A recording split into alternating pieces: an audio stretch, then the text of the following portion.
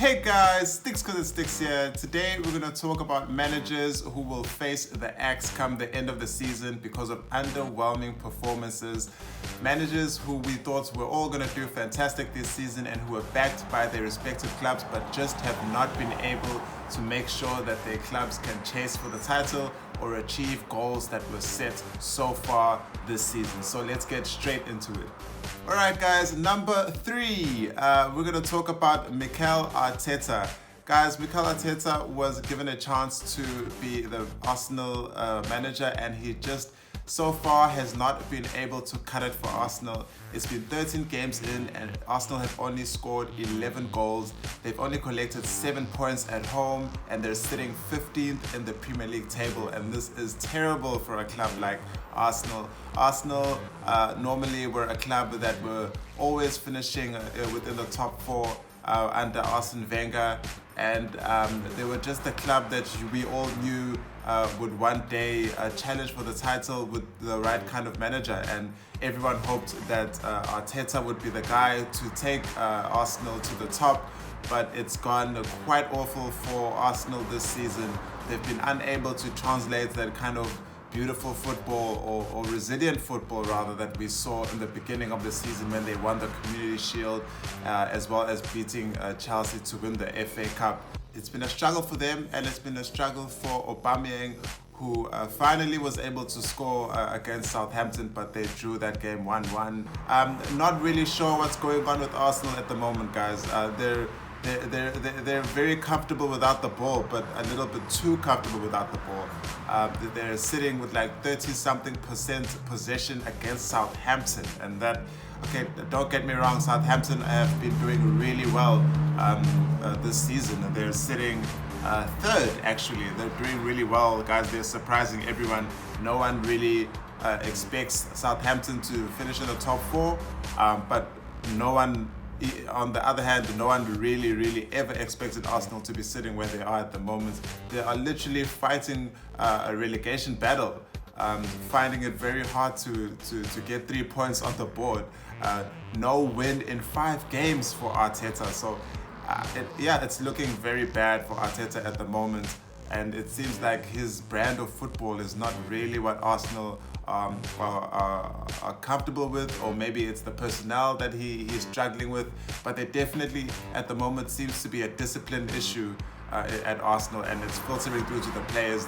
They look unhappy on the pitch, and in my opinion, it looks like Arteta might not be the man for Arsenal after all. And if any manager in the top tier of football would be on a list to be sacked this season, Arteta would definitely be the first man, in my opinion, who will go. Alright guys, this number 2 manager in the Premier League who I think has not been performing up to expectations and will probably not see it till next season is Frank Lampard. And it breaks my heart to say this, but Chelsea, guys, have spent over 200 million in the transfer window, and they have not fulfilled the kind of expectations that everyone thought.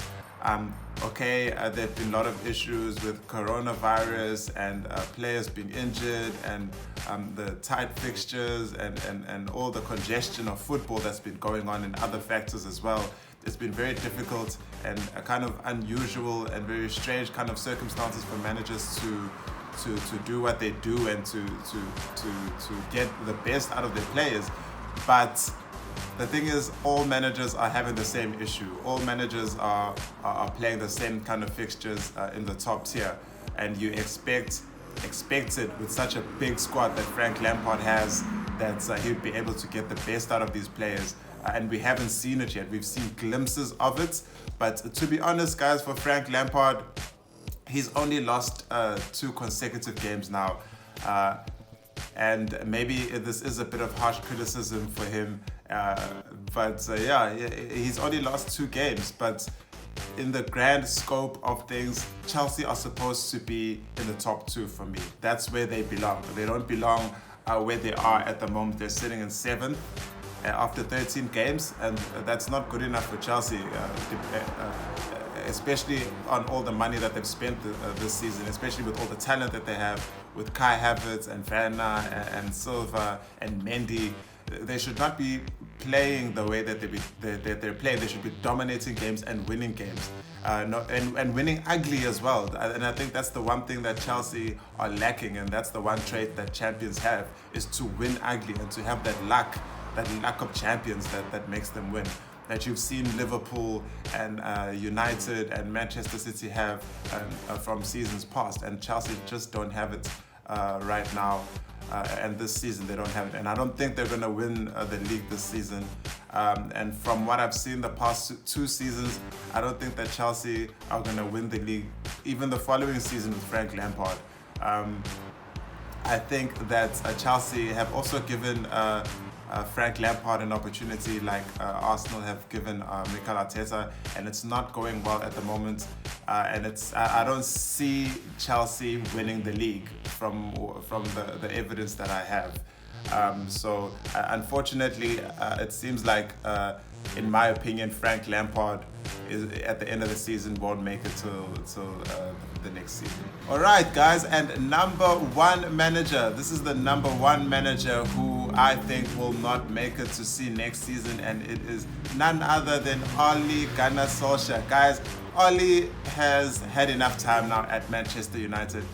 Manchester United are the pillar of English Premiership football. They are the top 2 or the top 3 richest clubs in the world.